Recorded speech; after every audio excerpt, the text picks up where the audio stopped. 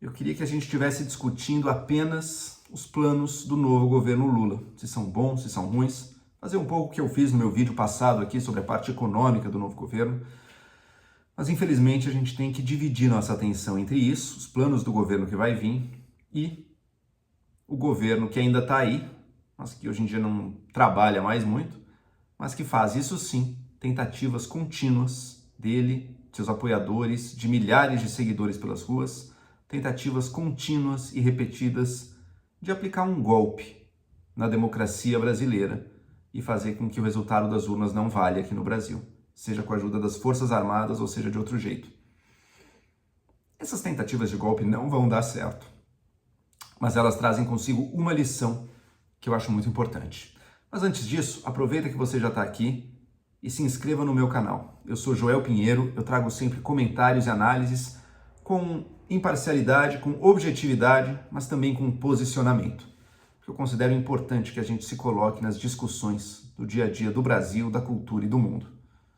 Aproveita e curta também esse vídeo aqui. Bom, é inegável o que a gente está vendo ao redor aí de várias cidades brasileiras, milhares de pessoas acampadas em frente a quartéis militares. Eu sou aqui de São Paulo, hoje mesmo eu estava lá na Vila Mariana, passei próximo do acampamento, via várias pessoas ali entrando e saindo da mobilização, né?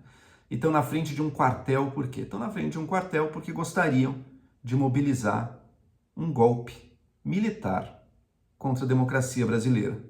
Porque estão indignados com a eleição do Lula, direito deles, plenamente dentro do seu direito, inclusive entendo parte desse sentimento. Agora, a partir do momento que pedem a subversão da democracia, que pedem um golpe, que pedem para as Forças Armadas virem prender sei lá quem, destituir sei lá quem, se tornam criminosos. Criminosos. E o mais grave, não é só um povo meio maluco das ideias, meio desocupado, que infelizmente são essas pessoas que estão ali acampando mesmo, não são só eles, né? Não é só um monte de maluco por aí. Esse monte de malucos, ele é apoiado por empresários, ele é incentivado por políticos, por formadores de opinião e por influenciadores. Esses sim, empresários, políticos, influenciadores, esses são criminosos mesmo. E o lugar deles é na cadeia, para onde eu espero sim que eles vão num futuro próximo. Porque o que eles estão fazendo, atentando contra a democracia brasileira, é seríssimo. Lembrando que, diferentemente de muitos outros crimes, que você pode julgar depois que eles aconteceram, né? Um roubo você julga depois que aconteceu. Você tenta prevenir antes, mas se aconteceu, você julga depois também. O golpe de Estado não tem essa possibilidade. Contra um golpe de Estado, você pode apenas agir preventivamente, porque se ele se concretizar, ele elimina também a possibilidade de que ele seja julgado. É o que a gente está vendo aqui, a tentativa, seja diretamente por parte do governo, de órgãos aparelhados pelo governo, de satélites, influenciadores que participam do governo de forma informal, ou empresários, e apoiadores do governo.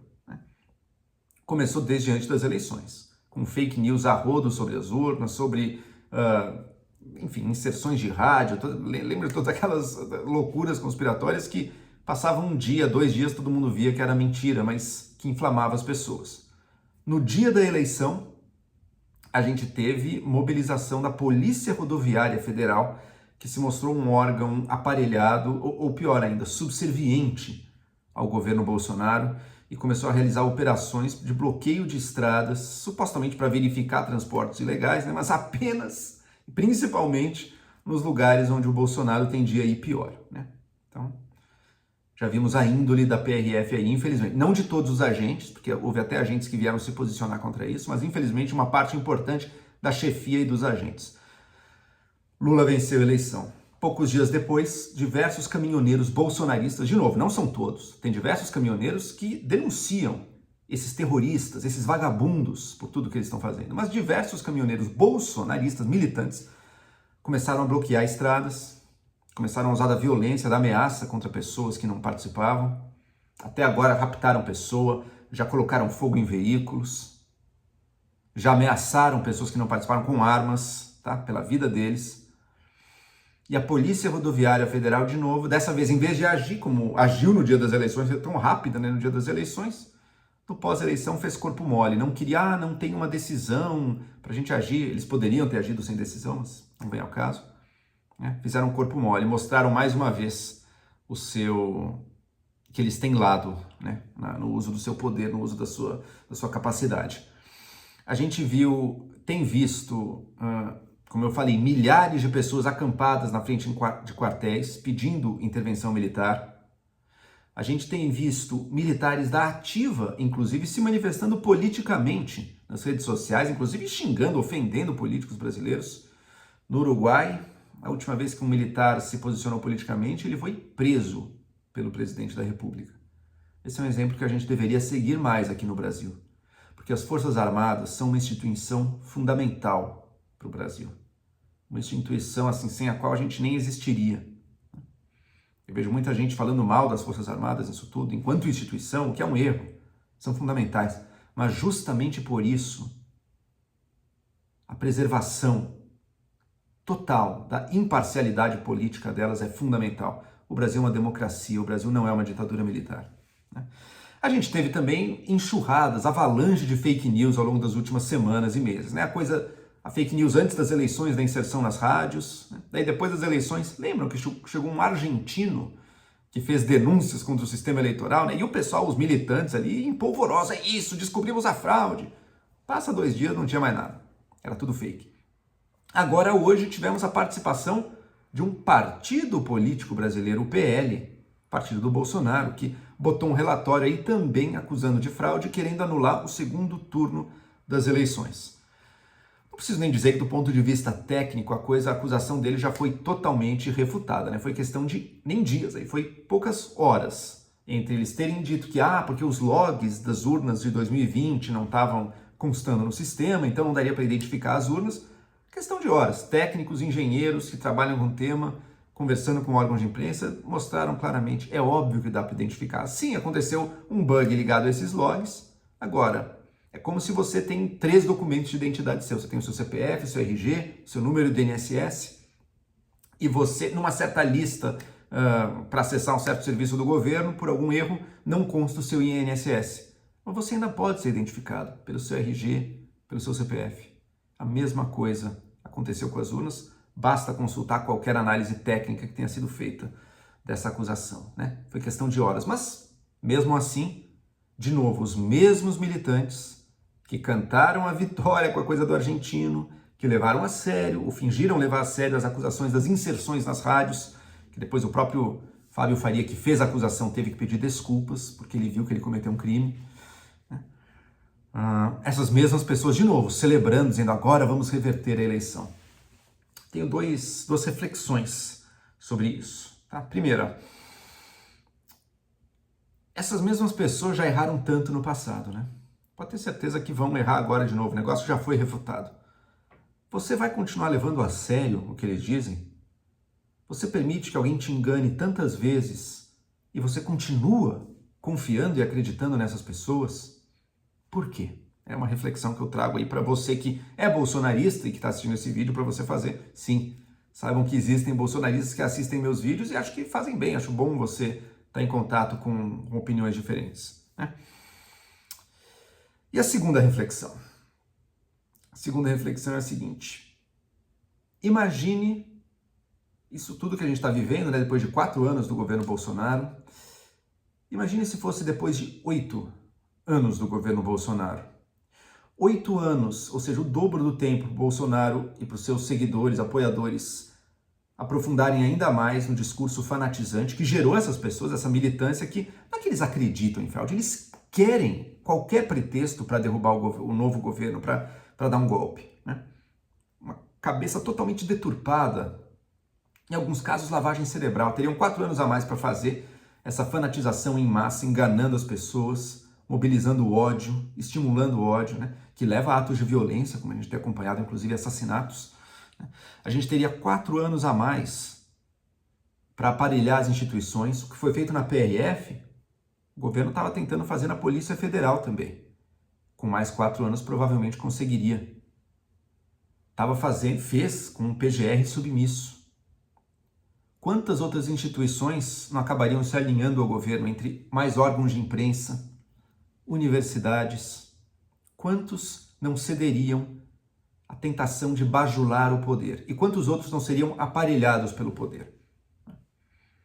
Tornando a situação muito mais difícil que a atual. Agora a gente viu um partido, o PL, que se colocou numa situação de crime. E mais importante, se a gente tivesse mais 4 anos, o que aconteceria com o único obstáculo real de tudo isso que eu citei aqui até agora? Qual foi o obstáculo real? Vamos lembrar, quando a PRF fez aquelas ações no dia da eleição, quem que determinou o fim imediato delas e a volta à normalidade eleitoral? Quando a PRF fez corpo mole com os caminhoneiros terroristas que bloquearam as estradas, quem que determinou a ação imediata, inclusive com punição para o diretor da PRF se ele não agisse? Agora, no relatório fraudulento do PL, quem foi que tirou a conclusão lógica dele? Que disse, olha, independentemente até do mérito técnico, vocês estão dizendo que as eleições foram fraudadas porque as urnas não são confiáveis. As urnas do segundo turno foram as mesmas do primeiro turno, o PL. Portanto, se você leva a sério o seu argumento, você tem que ser contra todos os que foram eleitos no primeiro turno, inclusive os deputados e governadores do seu partido. E exigiu que eles colocassem também no mesmo pedido, o pedido para anular não só o segundo turno, mas também o primeiro turno. Quem fez tudo isso foi o Alexandre de Moraes, gente. E outras decisões importantes, muitas passaram por ele, outras por outros ministros do Supremo, ou do TSE. Por mais que a gente possa muitas vezes criticar erros, e tem vídeo meu aqui criticando o que eu vejo como erros, às vezes do TSE ou do STF, é inegável. Com todos esses ímpetos e essas tentativas de golpe de Estado que a gente está vivendo no Brasil, o único que se colocou frontalmente como um obstáculo foram os ministros das nossas Supremas Cortes. Acabei de lembrar mais um elemento que a gente teve esses dias aí, um ministro do TCU, falando abertamente de uma forma golpista, enfim, só lembrando mais um elemento aí de como as coisas vão se unindo, tentando aplicar um golpe nas nossas instituições. Tudo porque eles não podem aceitar o resultado do jogo democrático. Não podem fazer o básico, fazer o que eu e tantos milhões de pessoas fizemos em 2018. Bolsonaro era claramente o pior candidato, ganhou. Eu fiquei pedindo, exército, tira ele, não sei o quê. Não tem isso. Você segue a lei brasileira, você vai ter esse governo, por menos que você goste dele. E tentar fazer algo diferente disso é criminoso, sim. Foi o Alexandre de Moraes e outros ministros que foram esse obstáculo. Com mais 4 anos de governo, o Bolsonaro poderia, e com a maioria que os aliados dele têm no Senado, ele poderia fazer impeachment de ministro do Supremo. Ele poderia aumentar o número de ministros do Supremo, colocando mais aliados dele. Ele anularia o único obstáculo que ele teve ao longo de todos esses anos, de todas as tentativas de aplicar golpe que a gente viu nesse país. Ou seja, gente, muita gente vai perguntar, em geral pessoas com a consciência, acho que sabendo que defenderam algo muito, muito ruim, que defenderam o Bolsonaro, eles iam dizer, pô, Joel, e se o Lula realmente chutar o balde da área fiscal, e se o Lula não controlar os gastos, não sei o quê, tá vendo? Você não se arrepende de ter votado? Faz o L. Gente, o governo atual defende explicitamente um golpe de Estado. Ele incentiva e mobiliza malucos em estado de surto psicótico para acampar na frente de quartéis enquanto choram, fazendo orações a generais. O Lula pode ser pior que a Dilma na área econômica. O Lula pode ser mais estelionatário que o Paulo Guedes na área econômica. Ele não vai ser tão ruim quanto um ataque frontal à democracia que é isso aqui. Se o Lula fizer algo similar, aí sim venham me cobrar. Se o governo do PT fizer esse tipo de palhaçada com a nossa democracia, venham me cobrar na hora. Agora, achar que erros de política econômica sequer se comparam a uma tentativa aberta e descarada de um golpe de Estado no nosso país, é óbvio que não vai funcionar. Felizmente, porque foi em 4 anos. Se fosse em 8, não tinha nem o Supremo. Não vai funcionar graças ao Supremo. Então você que está em dúvida, olhando isso, não tenha mais dúvida. Ou então apenas assuma que sim, você é um golpista. E você não coloca a democracia brasileira em primeiro lugar. É algo tão óbvio, é algo tão elementar. A gente esperaria que as pessoas teriam essa noção. Mas tem tanta gente tão histérica, e eu não estou só falando dos malucos na rua, tá? Fazendo uma oração para um pneu numa estrada. Chorando num muro das lamentações, que é um muro de quartel. Eu estou falando de gente estudada, de gente que supostamente consegue analisar a realidade.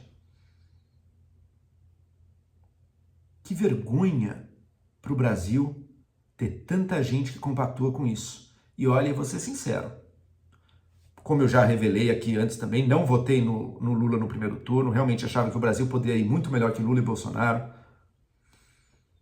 Mas chegando no segundo turno, tomei sim a decisão de votar no Lula, e quando eu vejo a baixeza, o grau de mentira, o grau de golpismo de Bolsonaro, de algumas instituições,